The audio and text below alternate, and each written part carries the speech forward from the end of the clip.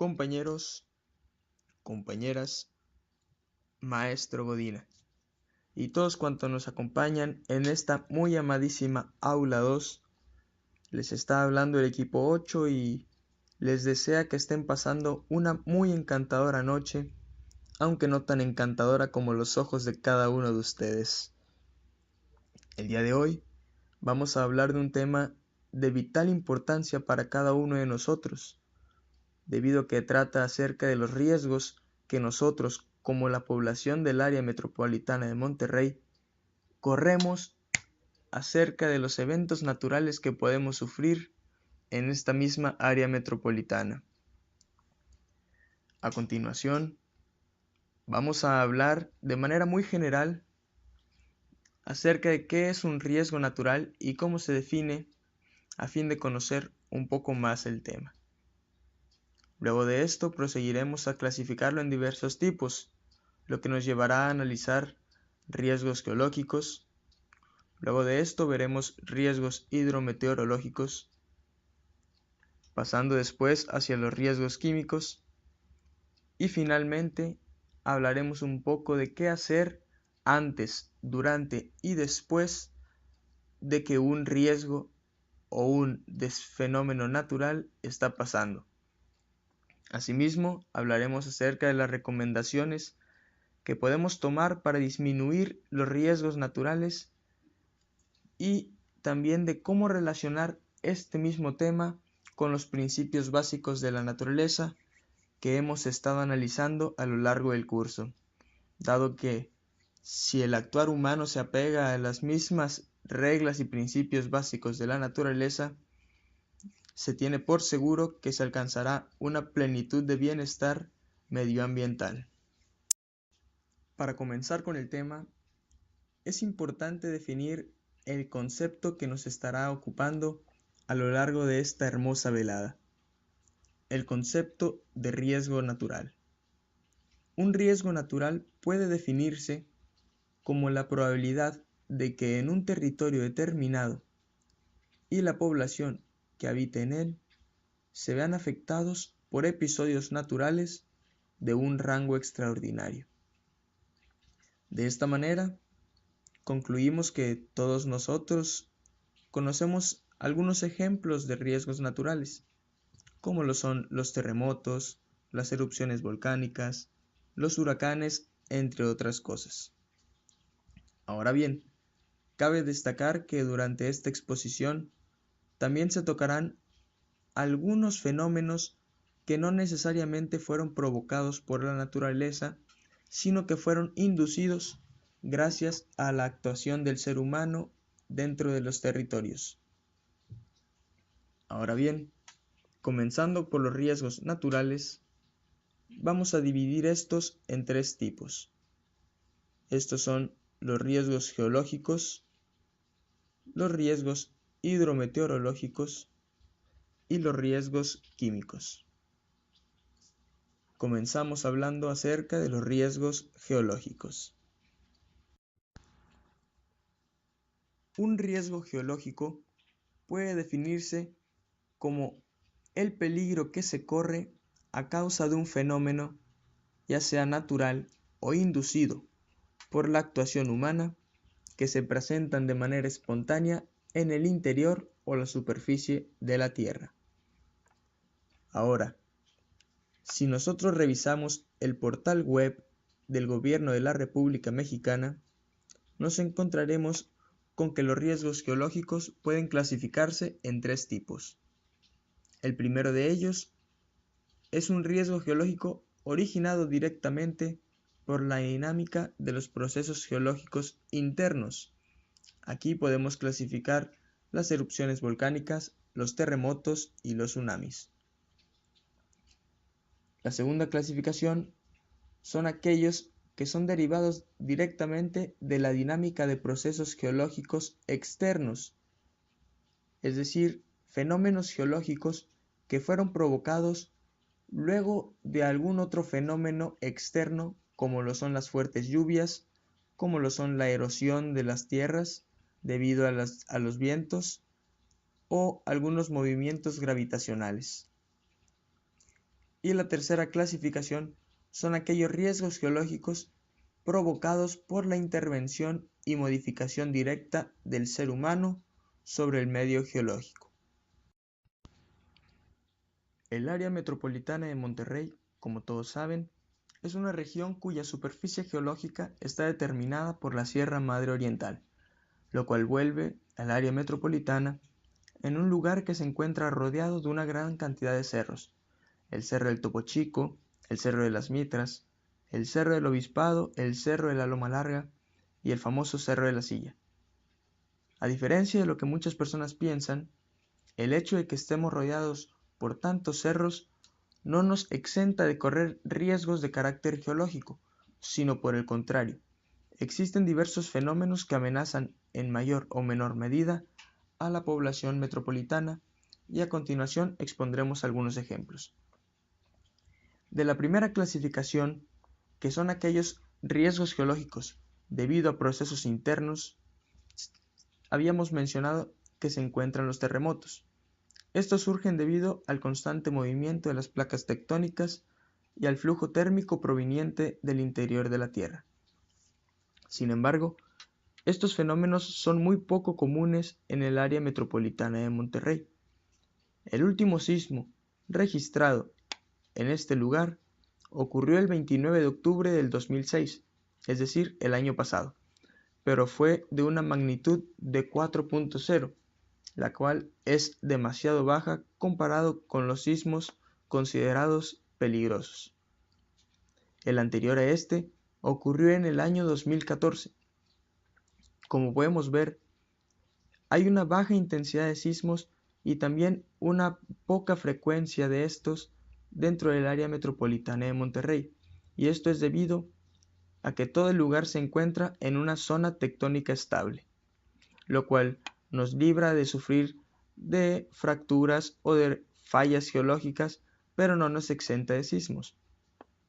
El área más vulnerable a sufrir un fenómeno sísmico dentro del área metropolitana de Monterrey es el municipio de Cadereyta, en donde se registra un 82% de probabilidad con respecto al resto de los municipios de esta área.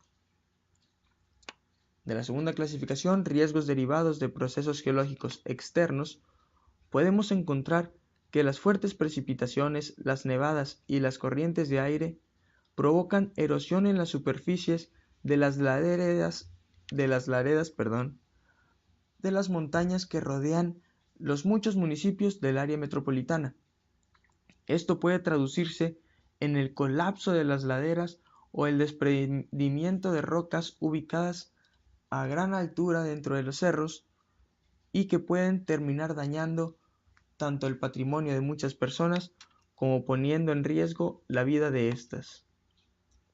El área metropolitana de Monterrey es muy propensa a padecer de estos fenómenos, y los municipios con mayor riesgo son el municipio de Monterrey, de San Pedro Garza García, de Santa Catarina y de Escobedo, debido a que estos poseen territorio justamente en las faldas de los cerros que se encuentran en el área metropolitana. Y finalmente, para concluir con los riesgos geológicos, vamos a destacar el último tipo, que son los riesgos geológicos derivados del actuar humano.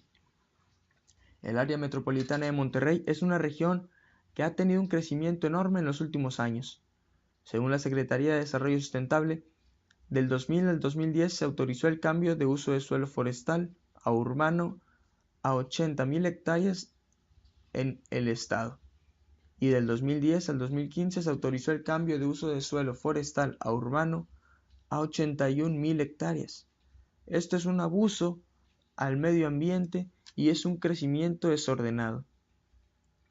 Este mismo abuso es el que aumenta las probabilidades de riesgos geológicos en la región, puesto que aumenta en un 40% la probabilidad de sufrir de un desprendimiento o colapso, dado a que las construcciones de los inmuebles hacen que se debilite la superficie de la tierra, lo que vuelve más vulnerable estos lugares a sufrir de algún desprendimiento.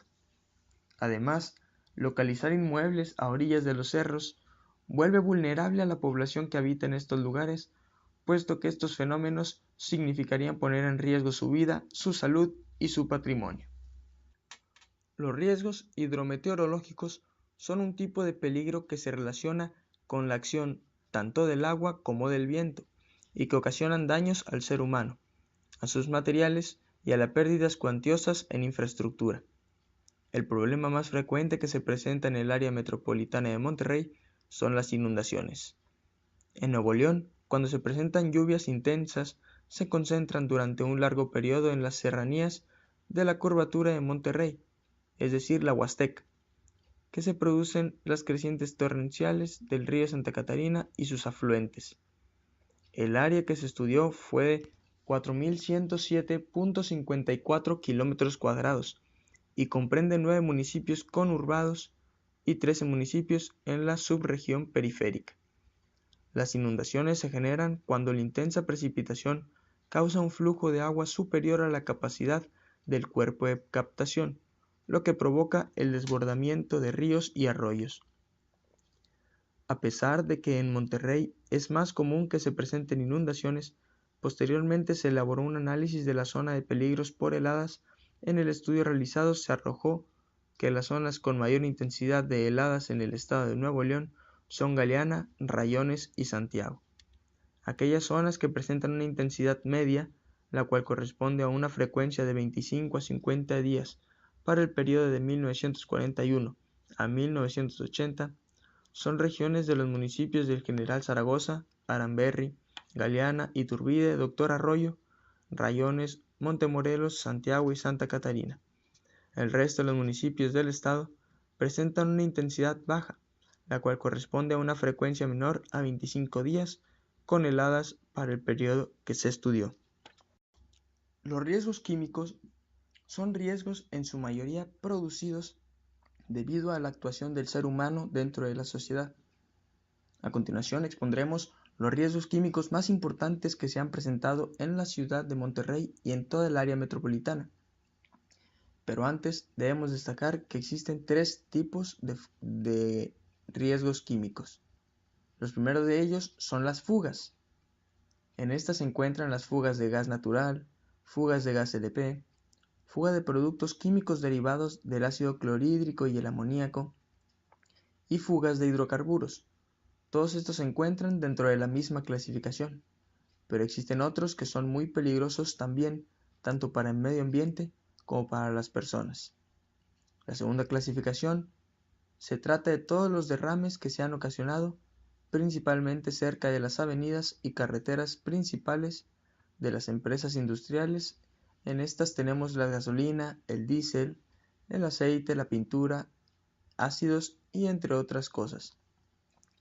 Y por último, la tercera clasificación es acerca de los incendios, ya sea de casa habitación, incendios forestales o de un centro comercial, un restaurante, entre otros lugares.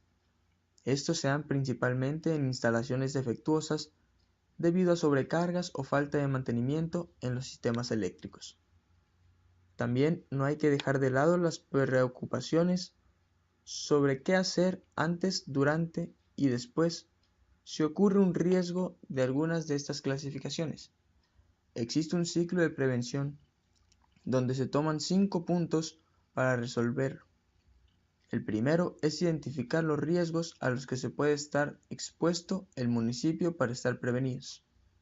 Después contamos con la mitigación y prevención previa a la identificación del riesgo, y más que nada se encarga de proponer acciones y programas para disminuir el posible daño de los desastres antes de que llegue a afectarnos. Como un tercer punto sería la atención de emergencia, es decir, aquí te brinda apoyo sobre qué es lo que hay que hacer durante y después de si ocurre dicho accidente. El cuarto es después del accidente y se trata sobre la reconstrucción y mejoramiento de la infraestructura para que en un tiempo más adelante no se vuelva a repetir lo mismo. Y el último punto es la evaluación sobre el valoramiento económico de la ciudad, incluyendo los daños directos o indirectos que dicho accidente pudo haber provocado. Ya para finalizar esta exposición y para dar por concluido este día, hemos de resaltar la relación que este tema ha tenido con los principios básicos de la naturaleza, que si bien no hablaremos de manera textual de cada uno de ellos, hemos de recordar que cada uno de los principios lo único que hacen es resaltarnos de cómo la Tierra es un ecosistema con seres vivientes y que se caracteriza por tener recursos finitos, estar en homeostasis y ser un ecosistema sustentable. Nos menciona que la Tierra es un sistema viviente constituido por un sistema físico y un sistema biológico, que la Tierra es un sistema abierto respecto al flujo de energía y cerrado respecto al flujo de materia. También nos recuerdan la función y la importancia de los seres vivos al momento de interactuar con su entorno físico y de cómo los ecosistemas tienen la productividad y sustentabilidad finita y que brindan bienes y servicios a la humanidad. También recordamos que estos principios hablan acerca de que los diferentes ecosistemas del mundo son definidos, determinados y caracterizados por diferentes factores, ya sean bióticos y abióticos, y que los factores limitantes y la capacidad de carga son determinantes en la dinámica poblacional de las especies. Todos estos principios hacen darnos cuenta de que la actuación humana debe estar encaminada a proteger no solamente la vida de cada uno de los seres humanos, sino también de todo el entorno que lo rodea, tanto lo que viene siendo el subsistema físico como el subsistema biológico, es decir, todos los animales y plantas con los que convive el ser humano. Hay que respetar también el flujo de energía y dejar de utilizar contaminantes para comenzar a utilizar energías renovables y sustentables que nos ayuden a satisfacer nuestras necesidades sin comprometer las futuras, ya que los recursos que nos brinda la naturaleza son finitos y en algún momento van a terminarse. Entonces, el ser humano, nosotros como personas individuales y también las autoridades gubernamentales deben hacer un esfuerzo por lanzar políticas y medidas que nos ayuden a alcanzar un pleno desarrollo sin la necesidad de afectar la naturaleza, el medio ambiente y todo cuanto nos rodea. Esperamos que este tema haya sido de su agrado. Disculpamos las molestias y les deseamos una muy bonita noche.